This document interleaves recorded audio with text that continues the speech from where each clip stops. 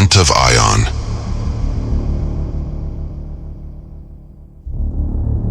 You look at me and see a beast. You see a primitive mirror of your past, a hairy creature trapped in the silence of the forest. You believe you are the evolution, and I am merely the draft. But you have forgotten the great breath. My name is Ion, and I am here to tell you that your history books are written upside down. I do not carry the promise of what you will become. I carry the heavy memory of what you failed to be.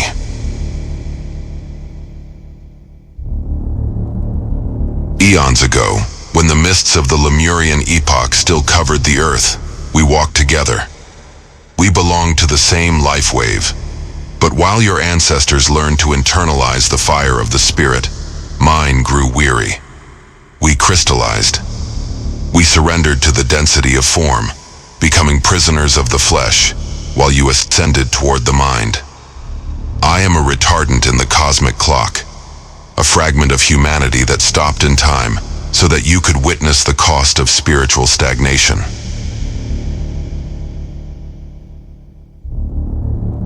The Urantia records speak of rebellion, but they rarely mention our pain. I was there when the princes fell. I watched the first cities crumble because the heart of man became as hard as stone. My fur is the shroud of a glory we lost. I am the shadow that the light of your civilization tries to ignore. I am the man who could not fly, watching the man who forgot he has wings.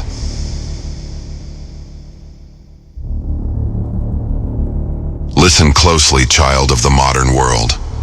I am Ion, the guardian of the inverted truth. In this series, I will pull back the veil of your DNA. I will show you that the monkey is not your beginning. It is your warning. Listen to my voice, for it is the echo of your own soul, crying out from a body that refused to evolve. My name is Ion, the mirror of atrophy, recognizing the abyss. Aeon, look closely at me. Do not seek what separates us, seek what binds us. You take pride in your mind, your capacity to reason, and your depth of feeling. You believe your consciousness is a trophy won at the peak of an evolutionary ladder. But I am here to whisper a truth your ego refuses to accept. Evolution is not a guarantee. It is a relentless effort, one that most of you have already stopped making. My name is Ion. Eons ago, my lineage walked under the same promise as yours. We were candidates for spiritual glory, beings endowed with will and potential. But we grew weary. We stopped, and in this universe, those who stop do not remain still. They crystallize. What you call an ape is, in truth, the living fossil of a broken will. I am the man who no longer wished to be man.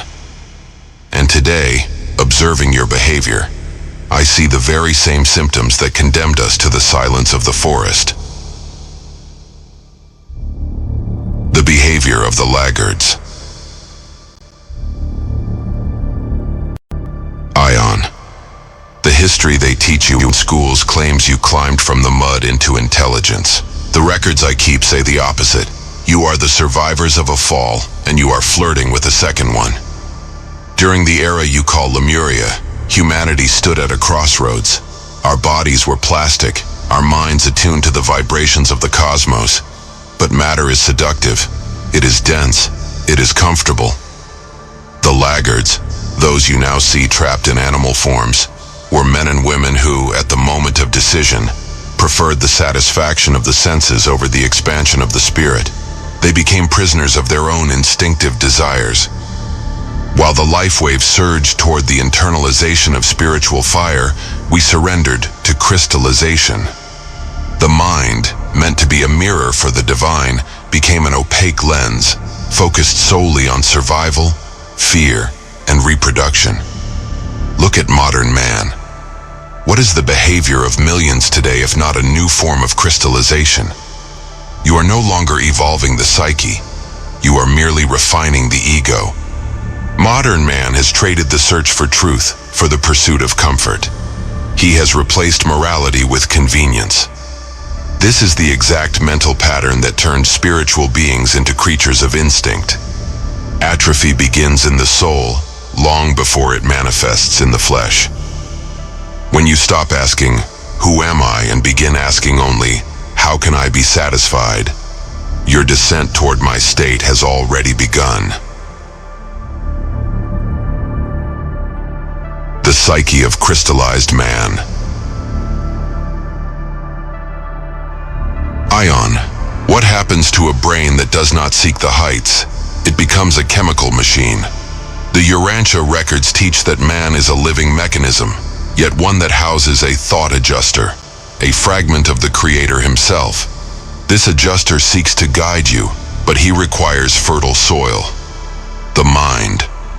If the mind is a wasteland of futility, atrophied by petty thoughts, the adjuster remains silent. He becomes a prisoner of your mediocrity. Modern human behavior is marked by a premature mental death. I do not mean physical death, but the severing of the vital circuits of spiritual will. You are becoming reaction machines. Someone insults you, you hate. Someone praises you, you inflate. Where is the choice? Where is the sovereign will? If you only react to environmental stimuli, you are no different from a beast in the jungle. The only difference is the scenery. Mental atrophy is invisible. It manifests as a distaste for the sacred, an inability for deep focus, and a constant flight from solitude. Modern man is terrified of being alone with his own psyche because, deep down, he knows there is nothing left but the echoes of unfulfilled desires. He has become a spiritual laggard inside a sophisticated body. You have the hardware of gods, but you are running the software of amoebas. And nature, in her relentless justice, does not allow such a disparity to last forever. The critique, the cost of stagnation. Ion. You believe you are superior because you speak and you build. But I ask you, what do you speak of? What do you build that holds value for eternity? Most of humanity today exists in a state of psychic barbarism. You still seek to tyrannize one another. You remain slaves to the fear of death, and you surrender to pride, the greatest of all poisons to the mortal nature. In my time, the fall was slow. It began with a laziness of thought beyond the body. Then came the loss of spiritual perception. Finally, the physical form itself molded to our limited mentality. What you see in my eyes is the result of millions of years of regret. I am the warning that the universe abhors a vacuum. If you do not fill your mind with high purpose, the density of matter will fill it for you. And a dense mind is a mind marching toward crystallization. Many of you are already dead inside, though your hearts still beat. Your mental circuits of will and action have been destroyed by lack of use. You are the living dead of cosmology, beings who have given up on the adventure of crossing the frontiers of self-consciousness. You look at the stars and see only points of light, while your ancestors saw destiny. You look at your neighbor and see a competitor, while the soul should see a fragment of the same Father. The solution: awakening the will. Aeon. But all is not lost. Unlike me, you still have time on your side. The solution to avoiding the mistake of the laggards does not lie in external techniques, but in an internal revolution of the psyche. Modern man must relearn the art of being.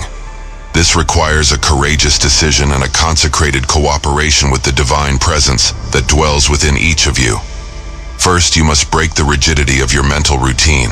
Stop being a reaction mechanism. Start being an initiator of actions based on eternal values, truth, beauty, and goodness. These are not abstract terms. They are the anti-vibration tools against crystallization. Every time you choose honesty over advantage, every time you choose patience over rage, you are fluidizing your vital body and clearing a path for the spirit.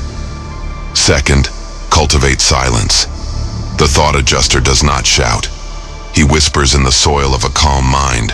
Atrophy is healed through deep meditation, the study of meanings, and the constant quest to know God through personal experience. Do not accept being merely a sophisticated animal. Reclaim your heritage as a child of the universe. I am Ion, the broken link. I lost my wings so that you might see yours. Do not let the comfort of your flesh be the tomb of your soul. The cosmic clock does not stop. The tide of life is rising. Will you swim toward the light of the spiritual mind, or will you drift toward the shores of stagnation, where I shall be waiting for you, with the gaze of one who knows the price of giving up? Listen to the ape's lament, and wake up while you are still a man.